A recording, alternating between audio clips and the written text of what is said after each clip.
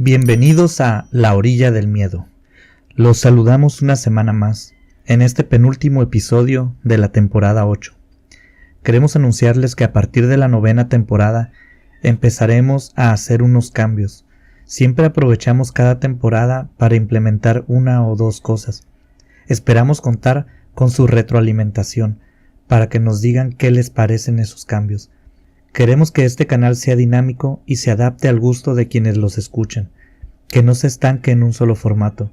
Para nosotros es muy útil tener sus ideas y aportes. También es muy importante el apoyo que nos brindan compartiendo y comentando los videos. Y aprovechando este tema, queremos enviar un saludo a quienes han comentado los videos de esta semana. Comenzamos con nuestro amigo Joel, de Expediente J Paranormal. A nuestra amiga Luz María Higareda, también como ya es costumbre, para Jenny Esteves, Luis E. Marcos y Mayra Muñoz, quienes semana con semana comentan nuestros videos y les agradecemos de todo corazón el que lo hagan. Y ahora, por supuesto, vengan, acompáñennos a escuchar los sonidos de La Orilla del Miedo. Iniciamos. La Orilla del Miedo, donde tus historias hayan vida.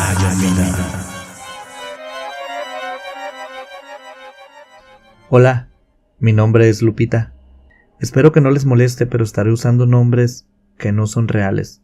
Siempre he sido una persona tímida. Ese es todo el motivo de que no quiera que mi nombre salga a relucir. Esto que les voy a contar no me sucedió a mí, le pasó a mi abuela, pero es una historia que nos ha contado desde que éramos muy chicos a todos los niños de la familia. Hoy tengo 16 años, pero todos mis primos conocen esta anécdota de la abuela. Ella es fanática de contar historias, y cuando la ocasión lo amerita, se echa unas buenas historias de miedo. Esta que les voy a narrar le pasó a ella, cuando ella era pequeña. En casa de mi abuela y en la de mis tíos siempre han habido gatos. Cada casa tiene los propios. En mi casa hay 2. En lo personal, no soy muy amante de las mascotas. Creo que es mejor dejarlos libres, pero no quiero entrar en debates. Lo que les quiero contar es algo que mi abuela ha platicado a todos los primos y, según mis padres, también a mis tíos se los contaba. Y precisamente me vino a la memoria luego de escuchar una historia de su canal que se llama El Encantamiento. Verán, mi abuela creció en un rancho, una casita pequeña en un terreno muy grande. Mi abuelo era agricultor y sembraba muchas cosas, pero especialmente sembraba maíz. La tierra fue la que les dio de comer y les brindó apoyo económico en familia hace muchos años. Eran muy entregados a los trabajos del campo. Aunque los hermanos de mi abuela estudiaron y lograron dejar el rancho, mi abuela y mis tíos fueron toda su infancia gente de campo, de esa que se levanta temprano a desayunar y luego se iban al trabajo al campo, a dejarse el alma durante el día para tener un buen descanso durante la noche. Invariablemente, este trabajo familiar dejó buen dinero, y mi abuelo pudo hacerse de empleados, lo que permitió que mis tíos abuelos estudiaran y dejaran esta vida de duro trabajo de campo, por una vida en la ciudad con más comodidades. Todos eran muy trabajadores, pero definitivamente más vale dejarse el alma y el tiempo trabajando con una pluma en la mano que con una pala. Mi abuela conoció a mi abuelo y también se mudó a la ciudad. Aunque ella no estudió formalmente, tampoco dejaba de ser una mujer sumamente trabajadora. Es la típica señora que se levanta muy temprano y para las 10 de la mañana ya tiene su quehacer listo y está sentada esperando a que el café termine de prepararse. En aquellos tiempos de la infancia de mi abuela no había mucho tiempo para juegos, aunque se daban su espacio. Casi todo era trabajar en casa o en el campo, y mi abuela platica que ellos no tenían mascotas. Mi bisabuelo era de la idea que si había que comprar comida para algún ser vivo, era mejor comprarlo para los miembros de la familia. El hecho de que vivieran en el campo hacía diferentes ciertas rutinas a las que estamos acostumbrados los que vivimos en la ciudad. La casa de mis bisabuelos no contaba con el techo de cemento que tienen las casas citadinas. Aquella casita tenía techo hecho con hojas y palos, así que cada noche antes de que cayera completamente el sol, y antes de que mis bisabuelos y tíos abuelos se acostaran a dormir, mi bisabuelo solía recorrer la casa en busca de serpientes, arañas o algún animal que pudiera ocasionar un accidente por picadura. A pesar de que vivir en el campo pueda parecer una tortura, también tenían sus ratos de recreo, sus paseos por los árboles grandes, y los niños tenían mucha libertad para ir y venir. Se podían internar en aquella vegetación y darle rienda suelta a su imaginación, y jugar a miles de cosas. ¿Para que les cuento todo lo que un niño pudiera hacer bajo aquellas circunstancias, si de antemano sabemos que la imaginación de un niño es infinita? Así que los ratos que tenían libres los aprovechaban dando brincos y corriendo por las praderas.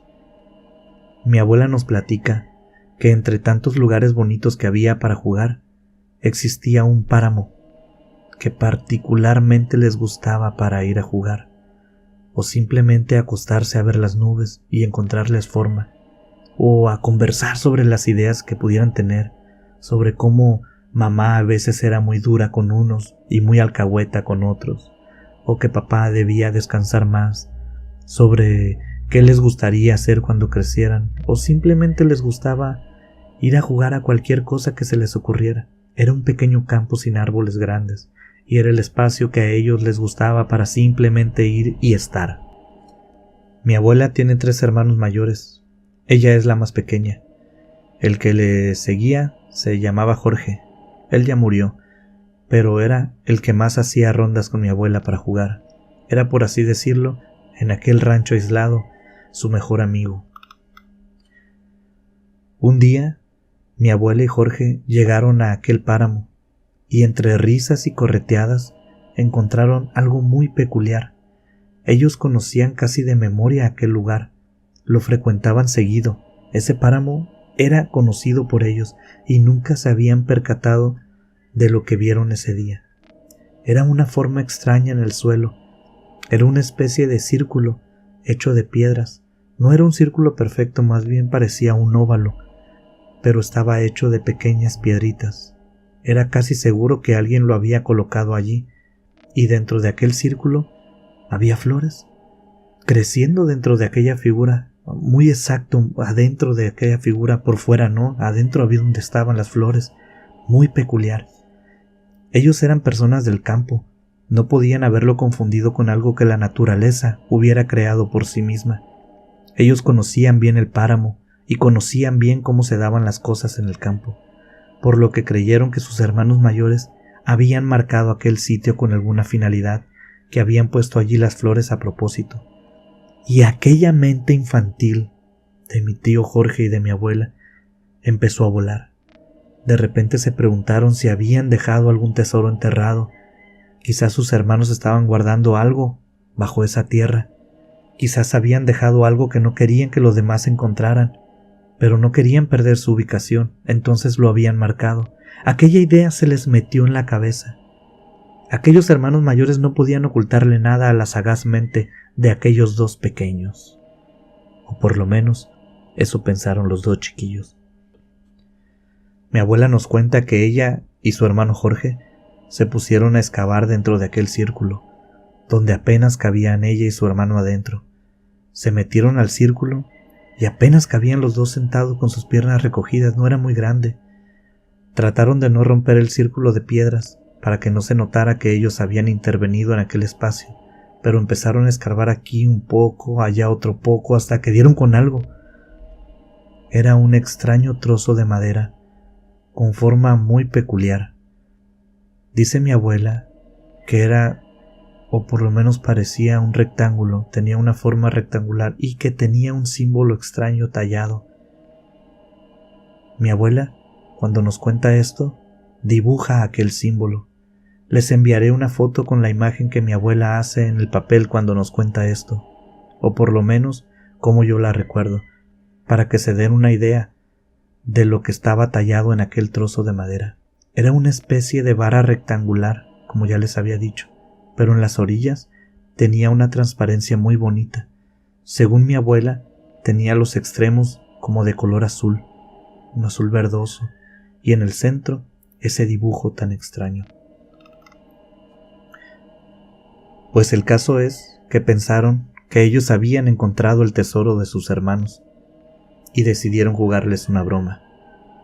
Volvieron a poner la tierra como la encontraron y volvieron a poner las flores donde estaban. Por lo menos eso pensaron ellos, que no se veía. Según ellos, dejaron el lugar intacto. La verdad, lo dudo. Se fueron a su casa y a manera de broma, lo primero que hicieron al llegar fue buscar a sus hermanos y decirles algo como: «No sabía que te gustaban las flores, hermanito».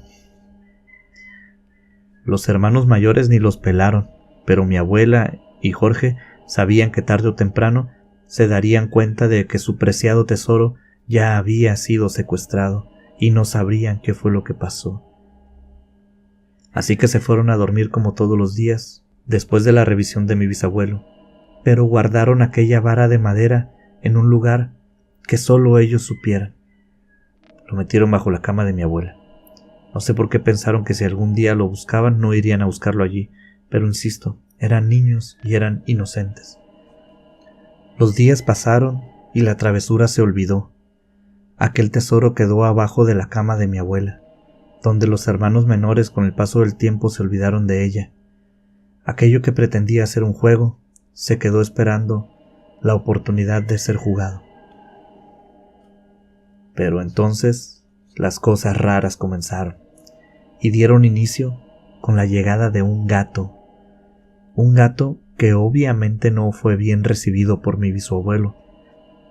¿De dónde salió? Nadie lo sabía, porque ellos vivían en aquel rancho, alejados de todo.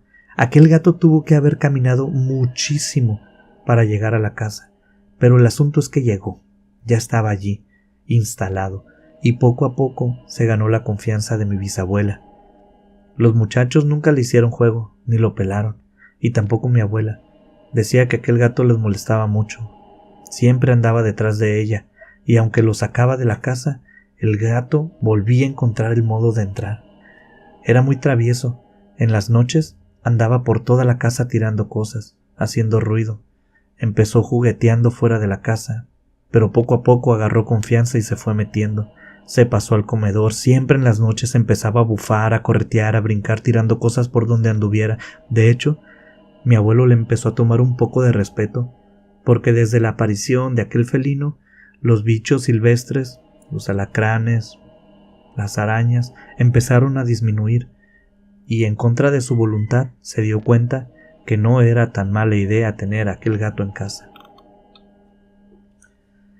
Siempre se quería meter a la cama con mi abuela, en las noches. Ella lo tiraba al suelo y él simplemente se acurrucaba por allí cerca.